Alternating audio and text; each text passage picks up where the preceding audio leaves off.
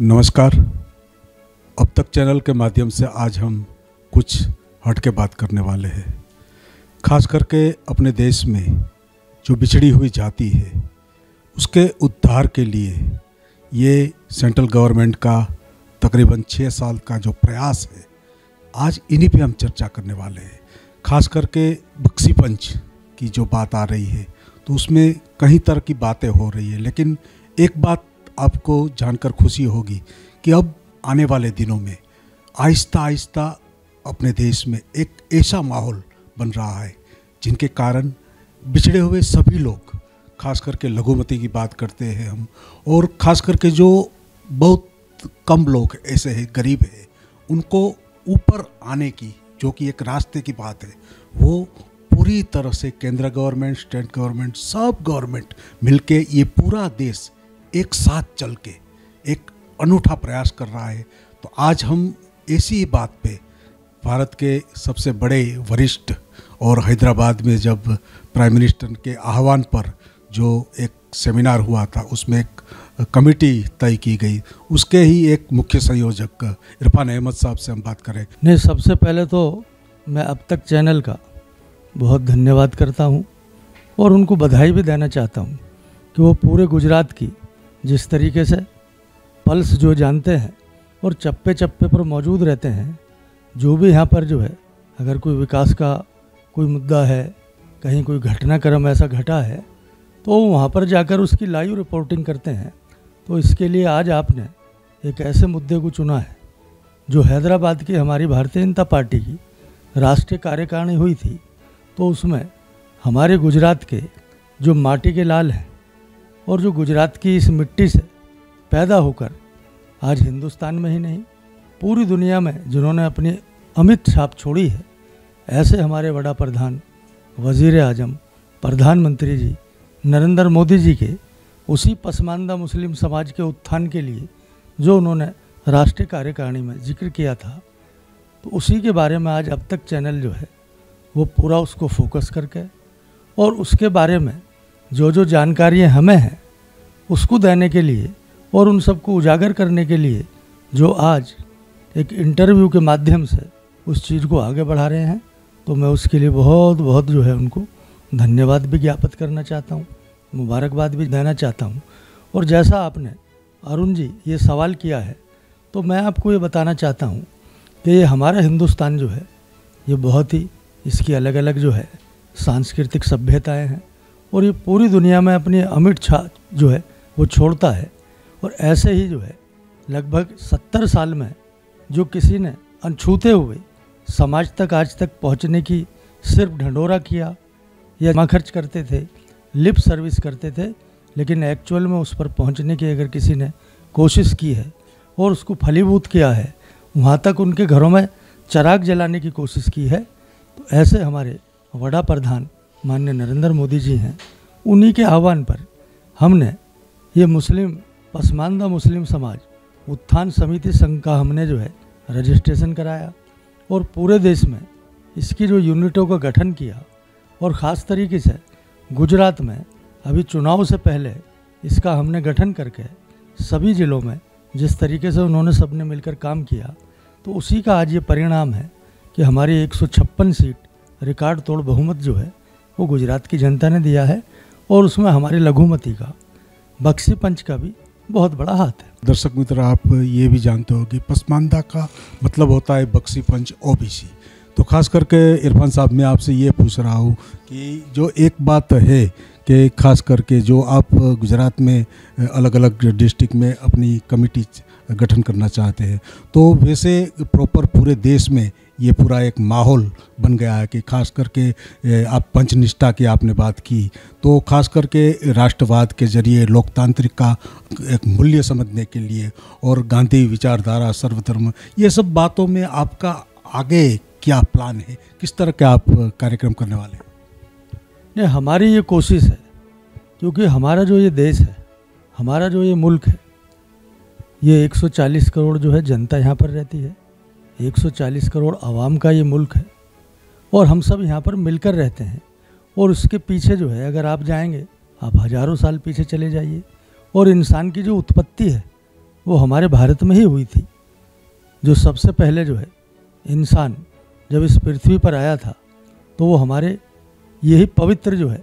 हमारे हिंदुस्तान की ही धरती थी, हमारे भारत की ही धरती थी। तो जहाँ से मानवता की और मानव की उत्पत्ति हुई हो तो वहाँ पर इन सब चीज़ों को और इन सब मूल्यों को लेकर ही चलना पड़ता है। और ये सबसे बड़ा जो है हमारे एक एक जो देशवासी है, 140 करोड़ जो हमारी जनता है, उसके हृदय में अगर कोई कूट कूट कर अगर कोई बात भरी है तो राष्ट्रवाद भरा है, सर्वधर्म संभाव भरा है। और हमारे ही इस गुजरात की धरती से हमारे गांधी जी भी यहीं पर पैदा हुए और उन्होंने हमारे हिंदुस्तान में ही नहीं पूरी दुनिया में शांति और अहिंसा का जो प्रयोग करके दिखाया। तो हम तो इस माटी के ही बने हैं, तो हम यहाँ क्यों नहीं इन सब बातों को आगे बढ़ा सकते। अभी पिछले दिनों आपने देखा होगा जो हमारी अपोजिशन की पार्टीज़ हैं वो अलग अलग तरीके से ऐसे जो है प्रचार और प्रसार में लगी रहती हैं कि वो लघुमती को जो है भारतीय जनता पार्टी या उनके नेता नरेंद्र मोदी जी से दूर करना चाहते हैं। लेकिन जब से हमने अपनी इस समिति का गठन किया है तो हमारी ये कोशिश है कि हिंदुस्तान के हर ज़िले में और हिंदुस्तान में लगभग 750 ज़िले के आसपास हमारे ज़िले हैं, तो हम चाहते हैं कि हम हर ज़िले में पहुँचें और अपनी ये इस संस्था के माध्यम से कि कैसे कूट कूट कर हम राष्ट्रवाद भर सकते हैं और जब तक हम सब मिलकर नहीं चलेंगे तो कैसे हम इस देश का विकास कर सकते हैं। तो उन सब चीज़ों के मद्देनज़र रखते ही हम सब चीज़ों को लेकर आगे बढ़ रहे हैं। बहुत ही अच्छी बात की इरफान साहब ने। खास करके जो सर्वधर्म की बात आते हैं तो कहीं ना कहीं एक ऐसा वाक्य मगज में आता है कि हम हिंदुस्तानी हैं, हम भाईचारे की जो बात करते हैं, तो ये पूरे आप आगे से प्राचीन काल से जब देखते आएंगे तो आज का जो माहौल है तो अब आहिस्ता आहिस्ता एक ऐसा रंग आ गया है कि मेरा हिंदुस्तान मेरा भारत। तो कहीं ना कहीं जो आपकी जो ये कम से कम कठिनाइयाँ होती तो आपका जो ये चयन हुआ है, गठन हुआ है, आप तो मुख्य संरक्षक है, तो पूरे भारत में आप सर्वधर्म के बेस पे किस एंगल से आप काम करना चाहते हैं? हमारा जो एंगल है और हमारा जो विचार है वो तो हमारी भारतीय जनता पार्टी ने और हमारे परिवार ने वो दिया है कि हम सब एक हैं, एक ही माटी के हम पैदा हुए हैं और इसी माटी में हम मिलने वाले हैं। तो हम सब एक हैं और हमारा नारा जो है वो भाईचारे का है। तो हम सब साथ मिलकर जब तक नहीं चलेंगे तो हमने तो अपने इस देश को आने वाले जो हमारे माननीय प्रधानमंत्री जी ने अभी एक उन्होंने लाल किले की प्राचीर से आपको ध्यान होगा 15 अगस्त में एक चीज़ का आह्वान किया था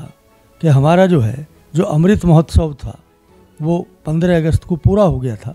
हमारे 75 साल इस देश को आज़ाद हुए पूरे हो गए और अगले जो 25 साल हैं वो हमारे अमृतकाल के होंगे,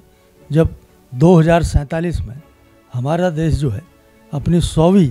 आज़ादी की वर्षगांठ मनाता होगा। तो मुझे उम्मीद ही नहीं, पूरा विश्वास है उस दिन हम इन 25 साल में पूरी दुनिया में विश्व गुरु हम बन चुके होंगे और हम इतनी तरक्की कर चुके होंगे कि सब नंबर 1 पर अगर कोई चीज़ होने वाली है तो हमारा भारत होने वाला है। उसके पीछे एक बहुत बड़ा लॉजिक है, एक बहुत बड़ा कारण है कि हमारा जो देश है वो बहुत ही मेहनती हमारे नागरिकों का देश है और वो कहीं भी कुछ भी करने की ताकत रखता है। एकजुट होकर अगर हम चलेंगे, मुट्ठी हमारी बंधी होगी, तो हमारी तो संस्था का जो है जो हमने चिन्ह जो है उसका प्रतीक जो बनाया है वो बिल्कुल एकता का है, उसकी मुट्ठी बंधी हुई है और सूर्य जो है वो चमक रहा है। तो उस दिन जो है जब 2047 होगा तो इस अमृत काल में हमारा देश जो विकसित भारत होगा, हमारा देश जो है समृद्ध भारत होगा, हमारा देश जो है स्वच्छ भारत होगा। और हमारी तो संस्था का नारा है सबका साथ और सबका उत्थान का। तो जब तक हम सबको साथ लेकर नहीं चलेंगे, और हम तो एक हिंदुस्तान के नागरिक हैं, क्यों मतलब अपोजिशन की पार्टी जो है उसको हिंदू मुस्लिम सिख ईसाई में बांटकर रखना चाहती हैं। हमारे इस देश के बड़ा प्रधान और हमारे इस देश के जो है प्रधान सेवक वो तो 140 करोड़ नागरिकों की बात करते हैं। और आज भी आपने देखा होगा अभी 10-15 दिन पहले जिस दिन गुजरात की यहाँ के मतदाताओं ने अपना पूर्ण बहुमत दिया और उसका रिजल्ट आया, तो उस दिन आपने देखा होगा कि 6 करोड़ नागरिकों का उस दिन रिजल्ट आया था, ना कि 182 विधानसभा का रिजल्ट आया था। तो तो उसमें पूर्ण बहुमत अगर उसने दिया तो यही इच्छा रखना चाहता है, वही हम 2024 में पूरे हिंदुस्तान में दोहराना चाहते हैं। जैसा हमारा गुजरात का रिजल्ट आया, गुजरात का परिणाम आया, उसी मॉडल को हम पूरे हिंदुस्तान में लागू करना चाहते हैं। विकास के मॉडल को, समृद्ध भारत के मॉडल को, स्वच्छ भारत के मॉडल को, और पूरी दुनिया में विश्व गुरु अगर हम बनाएंगे भारत को, तो आप प्राचीन काल में चले जाइए, क्योंकि हमारी तो सभ्यता ही ऐसी है, हम सबको साथ लेकर चलते हैं। और हम तो जैसे मैं अगर पर्सनली आपको बताऊं तो जो हमारे प्रॉफिट हैं, जो मोहम्मद सल्लल्लाहु अलैहि वसल्लम सऊदी अरब में थे, तो उन्होंने भी उस टाइम पर ये एक भविष्यवाणी की थी और ये उन्होंने बताया था उस टाइम के अवाम को सऊदी अरब के कि मेरे को पूरब की तरफ से अगर कोई हवा आ रही है तो बहुत ही ठंडी हवा आ रही है। तो उनके कहने का मकसद था कि पूरब में जो था अगर कोई देश सबसे बड़ा तो भारत देश था, और भारत से ठंडी हवा आने का मकसद है कि पूरी दुनिया में ठंडक पैदा करना, शांति पैदा करना, विकास का काम करना, समृद्धि का काम करना और सबको साथ लेकर चलना। बहुत अच्छी बात की इरफान साहब। खास करके जब आप ये गवर्नमेंट की जो अलग अलग योजना होती है, खास करके 14 से पहले लोगों को पता ही नहीं था कि ऐसी योजना 14 के बाद से लेके इतना अच्छा काम हुआ है कि छोटे से छोटे गरीब आदमी हो तो हॉस्पिटल में मुफ्त उसको इलाज मिलता है। तो ऐसी कई योजना आपने पंचनिष्ठा में आपका जिक्र किया है उन्होंने, कि जो पंचनिष्ठा में एक ऐसा है तो भारतीय की अलग अलग जो ये सुविधा है उनके बारे में भी आप प्रचार करेंगे, तो इसके बारे में आपका कौन सा प्लान है? नहीं, सबसे पहले तो मैं आपको ये बताना चाहता हूँ कि 2000 पहले के भारत में और 2014 के भारत में आपको ज़मीन और आसमान का अंतर नज़र आएगा। अभी आप कश्मीर से लेकर कन्याकुमारी तक जाइए, कच्छ से लेकर आप कोहिमा तक जाइए, आपको बड़े बड़े एक्सप्रेस वे, बड़े बड़े हाईवे, नेशनल हाईवे, आप रेलवे के इंफ्रास्ट्रक्चर की बात करेंगे तो रेलवे का इंफ्रास्ट्रक्चर आपको ऐसा लगेगा आज सब जगह हमारी जो है जो छोटी लाइन थी, इन्हीं 8 साल में बड़ी लाइन में हमने परिवर्तित की है। आपने गुजरात में ही देखा होगा कि बहुत सारे ऐसे एरिए थे जहाँ पर हमारी रेलवे लाइन जो है वो बहुत छोटी वाली लाइन थी, अंग्रेज़ों के ज़माने की लाइन थी। तो हमारे वड़ा प्रधान जब से 2014 के बाद से आए हैं तो रेलवे का काम हो, आपका हाईवे का काम हो, हर जगह जो आपके हवाई एयरवेज का काम हो, आपका वाटरवेज का काम हो, हर तरफ जो है अगर उन्नति और समृद्धि अगर आप देखेंगे तो हमारे भारत में देखेंगे। और मैं एक चीज़ आपको और बताना चाहता हूँ, क्योंकि अब तक चैनल जो है वो पूरे गुजरात में चप्पे चप्पे पर देखा जाता है और हिंदुस्तान में भी उसकी कहीं ना कहीं जो है टीआरपी है। तो मैं आपके चैनल के माध्यम से बताना चाहता हूँ कि 2014 से पहले किसी ने रोका था क्या? उस टाइम की सरकारों को किसने रोका था कि वो जो है जो हमारे गरीब आदमी हैं, जो बक्सी पंच के आदमी हैं, जो इस देश की जो है मुख्य धारा से नहीं जुड़े हुए थे, तो क्या उनके खाते नहीं खोल सकते थे कि सरकारी बैंकों में? मुझे अच्छी तरीके से याद है कि वही हमारे सरकारी बैंक वाले वो खाता खोलने में भी आनाकानी करते थे। लेकिन जब से हमारे जो है प्रधानमंत्री नरेंद्र मोदी जी ने प्रधानमंत्री जनधन खाते खुलवाने शुरू किए तो इन 8 साल का ये परिणाम है कि लगभग 45 करोड़ जनधन खाते जो है वो हमारे यहाँ खुल चुके हैं। और उसका बहुत बड़ा जो लाभ और बेनिफिट है वो बक्सी पंच को मिला है। 10-12 करोड़ खाते तो उन्हीं के खुले हैं, तो इससे आप अंदाज़ा लगा सकते हैं। और दूसरे एक सबसे बड़ा जो है जो डबल इंजन की सरकार का एक पूरे देश में अब तो ये मुहावरा ही हो गया है कि डबल इंजन की सरकार। तो डबल इंजन की सरकार का ही ये बेनिफिट होता है कि जो हमारी केंद्र की योजनाएं होती हैं वो स्टेट की जो गवर्नमेंट है वो उसको ईमानदारी से लागू करती है और बिल्कुल जो समाज के अंतिम छोर तक जो है, क्योंकि हम तो जो है अंत्योदय को मानने वाले हैं और हमारे जो है पंडित दीनदयाल उपाध्याय जी ने ये नारा उस टाइम पर दिया था अंत्योदय। तो अंत्योदय का मतलब होता है कि समाज का बिल्कुल जो है अंतिम कोना है, जहाँ तक कोई आज तक पहुँचा नहीं उसके घर तक रोशनी पहुँचे, उसके घर तक विकास पहुँचे और इन योजनाओं का लाभ जो है उनके आखिर तक जाए। तो ऐसा अगर किसी ने इन 8 साल में फुल प्रूफ अगर सिस्टम जो है डेवलप किया है तो हमारी भारतीय जनता पार्टी की सरकार ने किया है, हमारे प्रधानमंत्री नरेंद्र मोदी जी की सरकार ने किया है। और गुजरात में तो वो लगातार 13 साल तक यहाँ के जो है वो वज़ीर आला रहे, यहाँ के मुख्यमंत्री रहे और उस टाइम पे उन्होंने ये ट्रेंड सेट किया था कि कैसे हम जो है एक गरीब आदमी तक, एक बक्सी पंच तक, ओबीसी तक जो है या गांव-गांव में हम कैसे जो है विकास का नारा हम लेकर जा सकते हैं और उसको फलीभूत कर सकते हैं।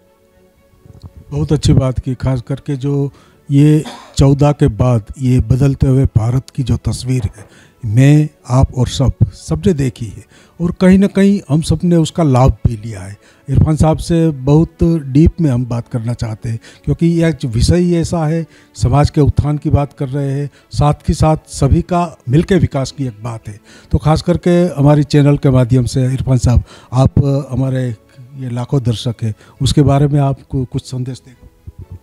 नहीं, मेरा तो यही संदेश है कि जैसे अभी हमारे 2023 में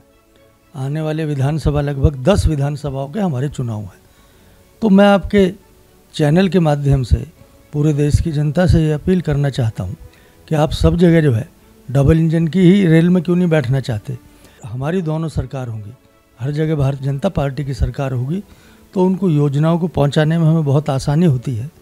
अभी सब जगह आपने देखा होगा, तो मैंने तो एक खाली प्रधानमंत्री जनधन योजना का ही जिक्र किया था। आप किसी भी योजना को ले लीजिए, जैसे स्किल डेवलपमेंट है, तो हमारे देश में हर आदमी कोई ना कोई स्किल रखता है, कोई ना कोई हुनर रखता है, तो उसका उन्होंने अलग ही मंत्रालय बनाया और बनाकर उन योजनाओं को डिस्ट्रिक्ट लेवल तक पहुंचाया। हर जगह जिला लेवल पर उसका स्किल डेवलपमेंट सेंटर खोला और उसके माध्यम से ट्रेनिंग देकर एक भारत सरकार के स्किल डेवलपमेंट ने अपना एक कौशल विकास का जो है उसको एक सर्टिफिकेट दिया, जिसकी मान्यता हिंदुस्तान में ही नहीं पूरी दुनिया में उसकी मान्यता है। तो कहीं भी आप लेकर जाएंगे तो उसके आधार पर ही जो है वो नौकरी आपको मिलेगी। ऐसा अगर किसी ने काम किया है तो हमारी भारत की सरकार ने किया है, नरेंद्र मोदी जी ने किया है। तो ऐसी कितनी मैं योजनाएं बताऊं, कम से कम 100 से ऊपर योजनाएं हमारी ऐसी हैं जो इस देश के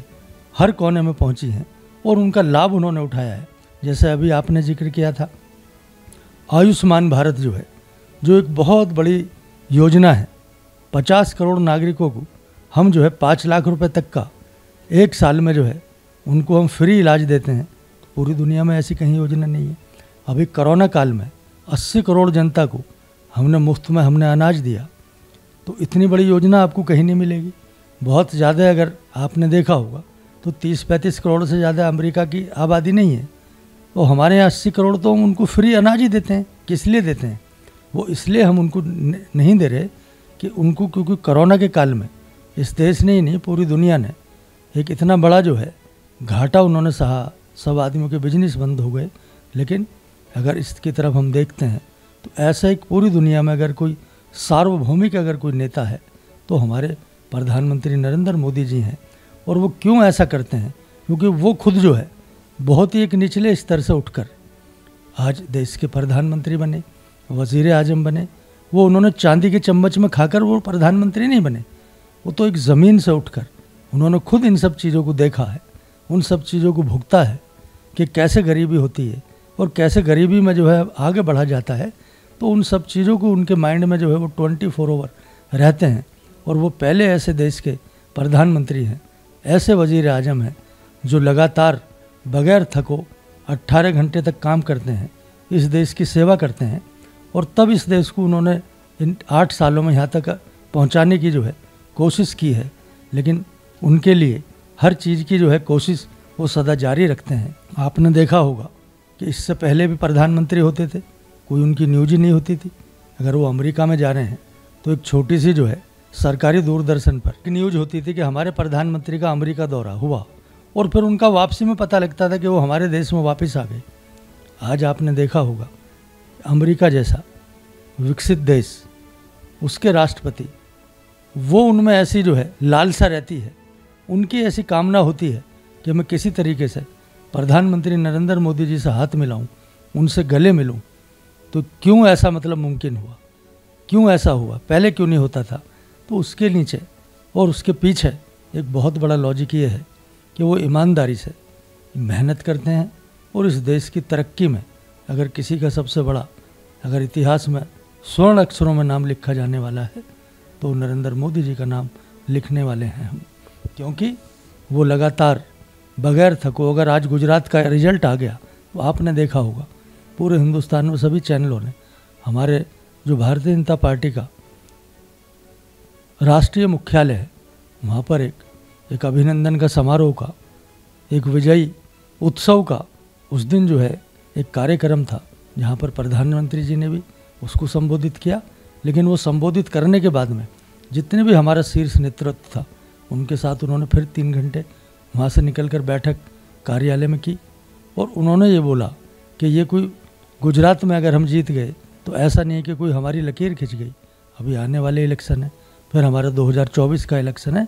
हमें बैठना नहीं है, हमें लगातार जनता के से जो है अपनी कनेक्टिविटी रखनी है और जो भी हमने काम किए हैं वो हमारे ब्लॉक लेवल तक, गांव लेवल तक, एक एक आदमी के पास अगर हम तक लेकर नहीं जाएंगे तो हमारा देश जो है वो विकास नहीं करेगा। वो विकास कब करेगा? जब बिल्कुल अंतिम पायदान का जो आदमी है उस तक जब तक हम नहीं पहुंचेंगे तो हमारा देश तरक्की नहीं कर सकता। लेकिन मैं आपको ये आपके चैनल के माध्यम से बताना चाहता हूँ और आपको ये विश्वास भी दिलाना चाहता हूँ कि हमारा देश जो है एक दिन विश्व गुरु बनने वाला है, विकसित भारत बनने वाला है, समृद्ध भारत बनने वाला है। आपके ध्यान में होगा जब 2014 में वो पहली बार प्रधानमंत्री बनने के बाद लाल किले की प्राचीर से उन्होंने स्वच्छता अभियान के बारे में बात की थी तो अपोजिशन की पार्टीज ने उनकी मजाक उड़ाई थी, अरे ये काम तो कारपोरेशन का है, वो 2 और 3 और 4 नंबर पर आए हैं, क्यों वो आए हैं? तो उस दिन उन्होंने आह्वान किया था कि कोई भी सरकार कोई भी चीज़ जो है वो सरकारी उस पर लेवल पर नहीं कर सकती, उसके नागरिक जब तक जो है वहाँ पर बढ़ चढ़ कर हिस्सा नहीं लेंगे। अगर मैं अपना कूड़ा बाहर फेंकूँगा तो कितने आदमी, मतलब करोड़ों आदमी भी आप लगाओगे तब भी मैं साफ़ सफाई नहीं कर सकता। लेकिन उन्होंने 2014 से ओथ लेते ही हमारे देश के नागरिकों को उन्होंने जो है अनुशासन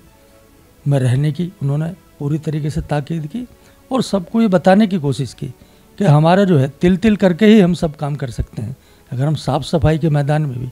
खुद हमारा अपना योगदान नहीं होगा तो हम कैसे स्वच्छ भारत के उस निर्माण की बात कर सकते हैं, कैसे हम समृद्ध भारत की बात कर सकते हैं। तो ये सब हमारे प्रधानमंत्री जी ने हमारे देश के नागरिकों को उस चीज़ की तरफ जो है उन्होंने डालने की कोशिश की, उस अनुशासन की तरफ उन्होंने जो है ले जाने की कोशिश की। तभी आज हम जो है बहुत ही फ़ख्र के साथ, बहुत ही एकदम हमारा जो सीना है वो चौड़ा हो जाता है, हमारा माथा जो है वो एकदम जो चौड़ा हो जाता है कि ये हमारे देश के प्रधानमंत्री जी हैं जो 140 करोड़ आवाम की बात करते हैं, 140 करोड़ जनता की बात करते हैं और उन्हें सबको साथ लेकर चलना चाहते हैं। इसीलिए उन्होंने नारा दिया था सबका साथ, सबका विकास, सबका विश्वास और सबका प्रयास। तो सबका प्रयास जब तक किसी भी चीज़ के लिए नहीं होगा तो कैसे हम आगे बढ़ सकते हैं? बहुत सारे हमारे अपोजिशन के जो इस चीज़ के लिए जो है आपने देखा होगा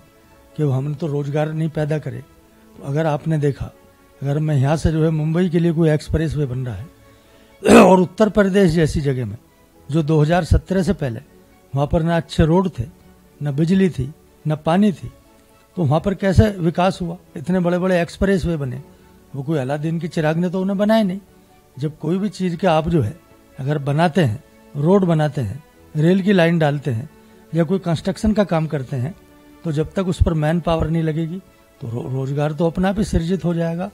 तो इन सबको जो है हमारे देश की जनता ने उनके ऐसे झूठे आरोपों पर ये वोट जो है भारतीय जनता पार्टी को हर जगह देकर जो है ये साबित किया है कि उनके आरोप झूठे थे। हमारे यहाँ रोजगार भी बढ़ा है,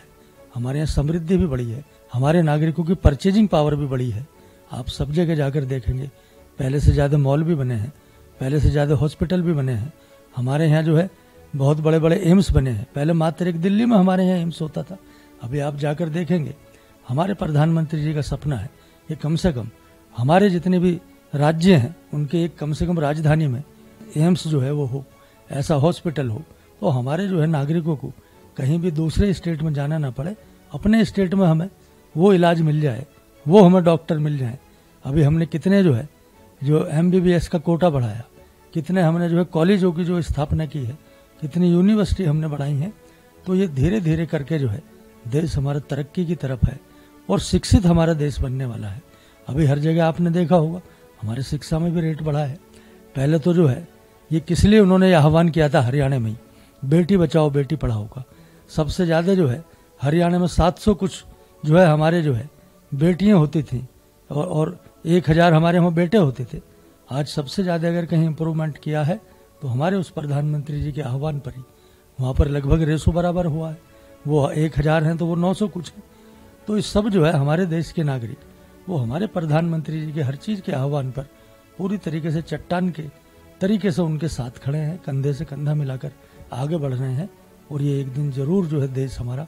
विश्व गुरु बनेगा। अभी हम इस साल से जो है हमारा देश जो है जो G20 की उस अध्यक्षता हमारे भारत को मिली है, तो आपने देखा होगा तो G20 के जितने भी हमारे 20 देश हैं वो हमारे भारत में आकर वो चप्पे चप्पे पर हम उनको जो दिखाने वाले हैं क्या हमारी संस्कृति है, कैसी हमारी सभ्यता है। और आपको उनको देखकर ये आश्चर्य भी होता है कि हमारे यहाँ हर 50 किलोमीटर के बाद पर हमारे नागरिकों का रहन सहन, खान पान, बोली, उनका पहनावा, हर चीज़ बदल जाती है। इसके बावजूद जो है हम इतने सालों से हम एक साथ और एकजुटता के साथ रहते हैं और कंधे से कंधा मिलाकर जो साथ चलते हैं। बाकी आप किसी भी देश में जाएंगे, मैं एक दो देश का आपको एग्जाम्पल भी देना चाहता हूँ। जैसे इराक में जो इराकी हैं या कुर्द हैं वो खाली दो ही वहाँ जाती हैं, लेकिन दोनों कितने मतलब जो 50 साल से वो आपस में लड़ रही हैं, कभी वो एक नहीं हुए। लेकिन मेरे देश में जितने भी प्रांत हैं, जितने भी राज्य हैं, उनकी सबकी बोली अलग है, उनकी भाषा अलग है, उनका खान पान अलग है। लेकिन मेरे देश का ये विश्वास है और हमारे देश की ये कल्चर है, हमारे देश की ये सभ्यता है कि हम पूरी मुट्ठी बांध कर रहते हैं, एक से दूसरे के साथ प्रेम और भाईचारे के साथ रहते हैं। अगर दुख में हम एक से दूसरे के काम आते हैं, हम एक से दूसरे के सुख में काम आते हैं, तभी हम इतने हजारों सालों से हमारी सभ्यता जो है वो पूरी तरीके से संरक्षित है। और तभी हम जो है विश्व गुरु बन सकते हैं जब हम एक होंगे, नेक होंगे। और पूरी तरीके से विकसित भारत तभी बन सकता है। और ये आह्वान अगर किसी का है तो हमारे प्रधानमंत्री नरेंद्र मोदी जी का है। काफ़ी अच्छी बात की है इरफान साहब। आखिर सवाल आप बड़े संक्षिप्त में इसका जवाब देंगे। विश्व गुरु की आप बात कर रहे हैं तो साथ ही साथ पूरे विश्व में ज़्यादा यूथ वो इंडिया में है, यूथ पॉपुलेशन सबसे ज़्यादा विश्व में इंडिया में है। तो यूथ को ये आने वाले भारत है यूथ, तो उसके हिसाब से यूथ के ऊपर आप क्या फोकस करना चाहेंगे? नहीं, हमारे प्रधानमंत्री जी का जब आपने देखा होगा, चाहे परीक्षा पे चर्चा हो या हर महीने जो है मन की बात का कार्यक्रम हो, अगर वो सबसे ज़्यादा किसी पर फोकस करते हैं, और करना भी चाहिए, कि जो हमारा नौजवान है,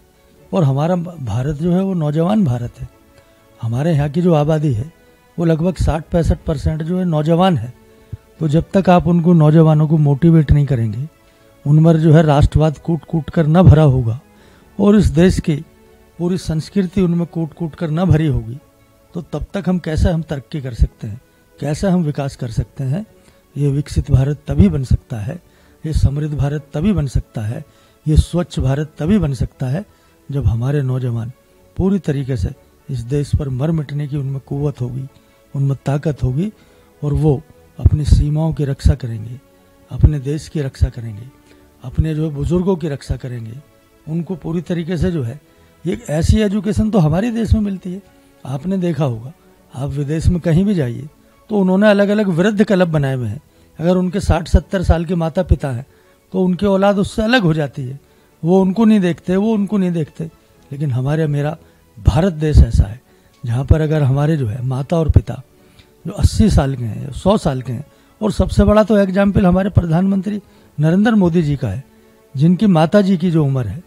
वो लगभग 100 वर्ष है, लेकिन अभी उनका प्रेम, उनका दुलार, उनका प्यार किस तरीके से आप देखते हो। वो तो जब भी अपनी माता जी से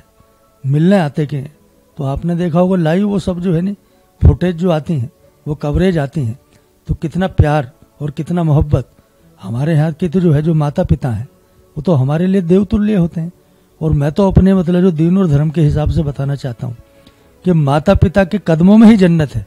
तो अगर स्वर्ग हमें कहीं मिल सकता है तो हमारे माता पिता से ही मिल सकता है, वही हमें वो संस्कार दे सकते हैं, बाकी दुनिया के किसी देश में नहीं है। तो मेरे जो नौजवान हैं, हमारे जो भारत के नौजवान हैं, वो उसी शिक्षा से आगे बढ़ते हैं, और जब तक उनमें वो शिक्षा कूट कूट कर नहीं भरी होगी तो ना मेरा देश विकास कर सकता है, ना मेरा देश विकसित हो सकता है, ना मेरा देश समृद्ध हो सकता है। तो ये वही नौजवान हैं, वही सबको साथ लेकर चलते हैं, और तभी हमारा देश तरक्की कर सकता है। खास करके इरफान साहब से हमने बहुत ही अच्छी बात की, और खास करके जो ओबीसी के ऊपर जो पूरा फोकस था, और प्रधानमंत्री के आह्वान पर भी हैदराबाद में एक कमेटी का गठन किया गया था, उसमें मुख्य संयोजक के रूप में भी इरफान साहब काम करते हैं और पूरे देश में, पूरे सभी राज्यों में ये आने वाले दिनों में अपना गठन करने वाले हैं और ख़ास करके जो सरकार की योजनाएं हैं उसके ऊपर उनका पूरा फोकस रहेगा और पंचनिष्ठा के बारे में, राष्ट्रवाद के साथ साथ ये गांधी विचारधारा की बात, सर्वधर्म की बात, सभी को मिलजुल के लेके, सबको लेके, सबका विकास करके ये बात उनकी पूरी आज आपने दर्शकों के साथ उन्होंने बात की थी। अब तक के साथ आपको खूब खूब धन्यवाद। Thank you very much.